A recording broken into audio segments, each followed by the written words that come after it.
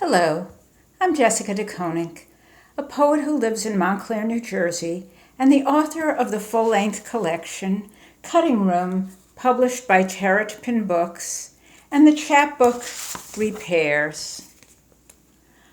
I'll be reading from both of them, along with a couple of new poems. The first poem I'm going to read, Repairs, appears in both collections. Repairs. I almost went to visit the cemetery, but you are not really there, just what might be left of the parts. When you died, your brother refused to look at the body. That's not Paul anymore, he said. I did look. I sat and examined you closely. A moment after you died, an hour after, several hours after, you would have done the same for me, taking note of the details of the flesh after life, what changed, what remained the same. Your hair still smelled like your hair when the men came to remove the body. They would not let me watch you go.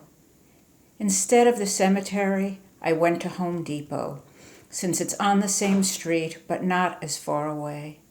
How funny you would find me, navigating hardware, electrical, plumbing supplies. The whole place smells like men. I miss that. I walked past the yard bags 3 times before I found them, and did not know to buy a switch along with the light.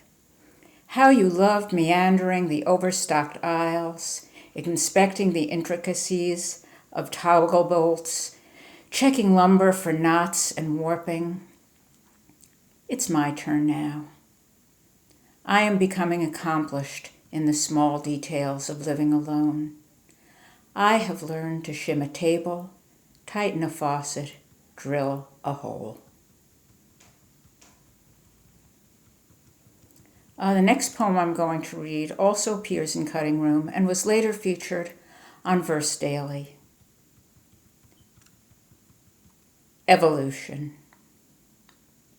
All morning I practiced not thinking about you, and watched a black butterfly hover near goldenrod, watched a small brook at the turn where water pools before flowing downstream. Little creatures cavorted, minnows, tadpoles, insects barely visible to the eye. Long ago in puddles like this, life moved from water to land, not emerging from swelling oceans, but swimming where water slowed, took a curve and began to dry up. When drought came, a few survived, learned to extract oxygen from air, learned there are other ways to breathe. And here's what I think of as a New Jersey poem. The Thing with Elvis. This isn't really about Elvis. Elvis is dead, demised, defunct, as deceased as any of us can be, buried and decomposed, turning dirtward. I got tired of Elvis after Hound Dog, when he came back from the army and his music slowed down. By the time sex caught up with me, Elvis was zipped into spandex so tight his wrists and ankles swelled. So now it's Bruce. Tonight at Giants Stadium, me, Bruce, and 50,000 friends mouthing words we know by heart. My kids would blush. Isn't that the runaway American dream? To listen to a great garage band, make out, get a little high without thinking too hard, without getting soft like Elvis.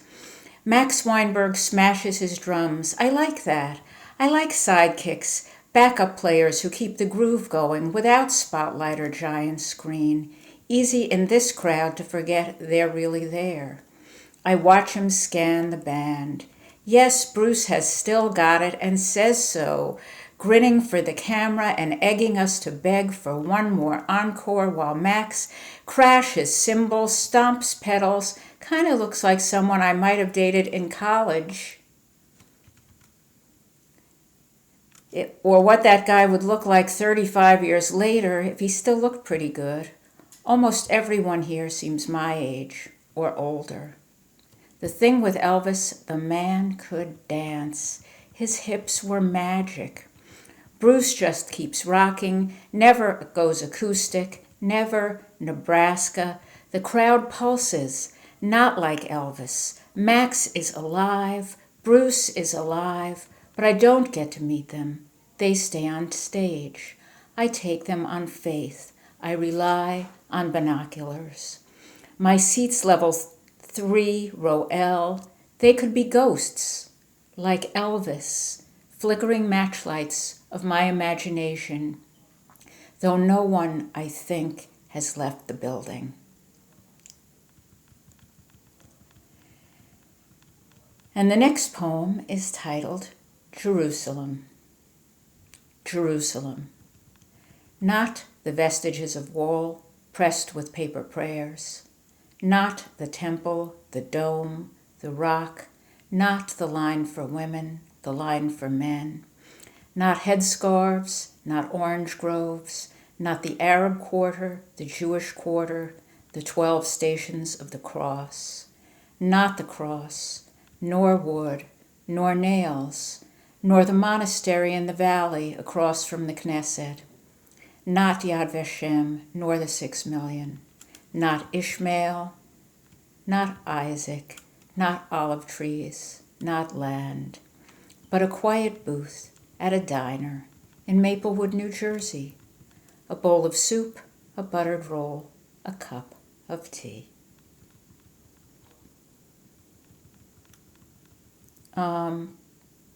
This poem that I'm about to read, Earth, is a persona poem.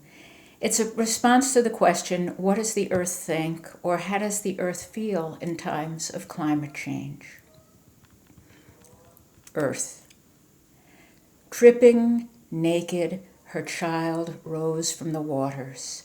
Dripping, naked, her child rose from the waters. Dripping, naked, her child rose from the waters. Droplets strewn from fingers scattered everywhere. Droplets dripped from nostrils, scattered everywhere. Her babies rolled in her mud banks. They suckled on sunshine and rainfall. She swaddled her infants in marsh grass. They slept in her caves and her meadows. And then the rain stopped falling, and then the river stopped flowing. Her children grew thin, grew tired. Their eyes turned wide and hollow. They lay in the dry weeds moaning. They held out their bony fingers, their mouths too weak to suckle.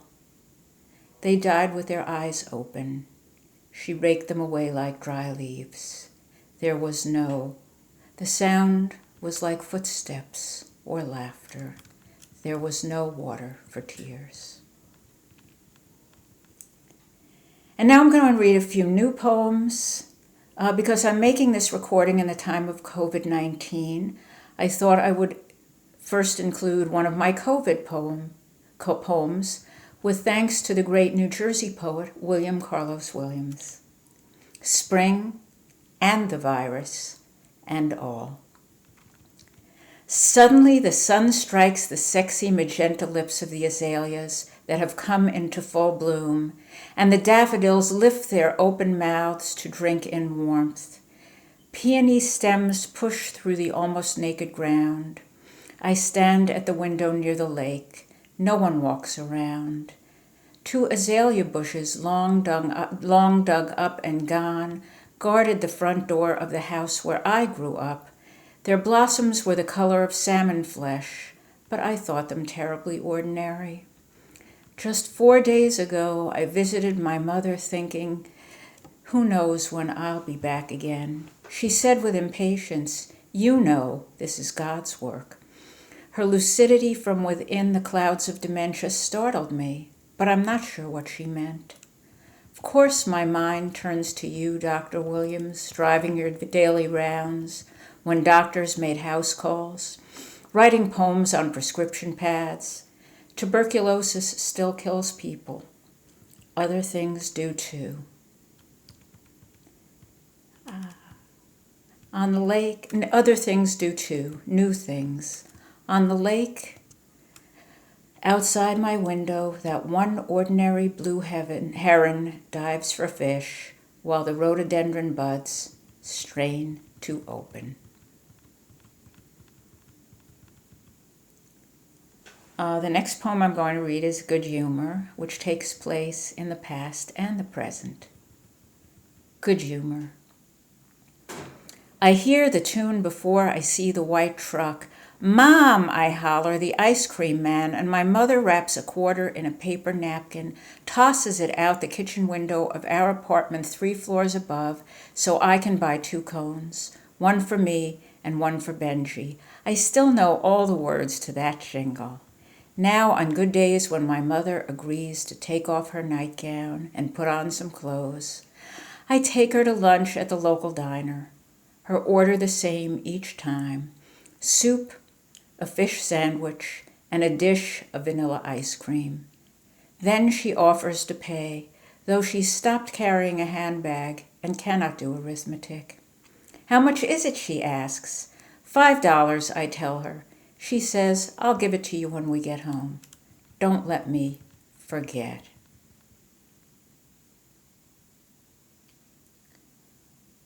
My 5th grade teacher at PS 152 in Manhattan, Joseph Hassett, who was an outstanding teacher in person, died a few weeks ago. So I'm dedicating this poem to him. My grandmother talked to dolls. Through my bedroom window, I stare across the street at the back of JFK's head.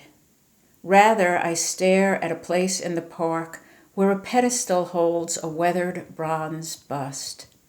The statue, a poor likeness, photographs my memory and a profile in Galway I happened upon once come closer. Half a century has passed since this sculpture was unveiled in Atlantic City at the '64 convention, when the Democrats refused to seat the Mississippi Freedom Delegation. 50 years since my safe world cracked open with the president's brain spilling onto the seat of the Lincoln convertible and Jackie's lap. What happened in Germany, Poland, Austria, Hungary could not happen in the America my mother wanted for me. The crack of gunshots changed that. I have become older than Jack, then Bobby, then Martin, then Michael Schwerner, James Chaney, Andrew Goodman, then John Lennon, then all but 16 who died at the World Trade Center. My father would not talk about the war. My grandfather could not speak without tears. My grandmother talked to dolls. Almost everyone sitting in our 5th grade classroom that day the president shot had a Showa story locked in a second-hand break front. The uncle in the family 4 floors below us lost his foot leaping from a cattle car to Auschwitz. In bronze, John Kennedy's facial features lack expression. Even in the dark, I cannot fall asleep. How can this be a love poem? After so many years, I tell you my story. I want you to know who I am.